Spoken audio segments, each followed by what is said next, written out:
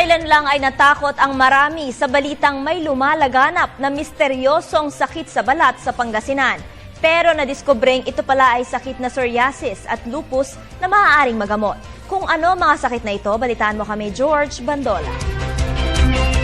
Sa Makati City, nais ipakita ng mga psoriasis patients na hindi dapat ikahiya ang sakit na ito dahil hindi naman ito nakakahawa. Ito ang nais na ikampanya ng grupo ni Dr. Sandra Navarra, kaya nito inilunsad ng 2 araw na pagdiriwang natatampukan ng mga taong may sakit na psoriasis, lupus at rheumatism.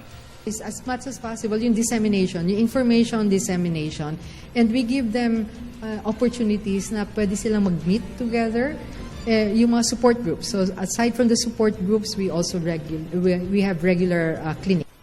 Clinics namin can also serve as forums. No? Sabi ni Dr. Navarra, genetic ang sakit na psoriasis at lupus at parehong nagiging matinding epekto nito dahil sa stress sa paligid at sa mga kinakain tulad din ng arthritis at rheumatism. Kaya panawagan ito sa publiko, huwag pangilangan ng sakit nito bagkus mas kailangan ng pangunawa ng mga taong may ganitong karamdaman. For consultation, and they use it also to help and share it with each other kung how best to cope with their illnesses.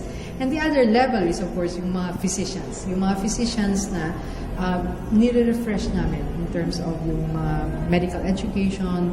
Ipinagpapasalamat din ng Pearl ang direktang utos ng Pangulong Arroyo sa DOH para tulungan ang mga may sakit nito.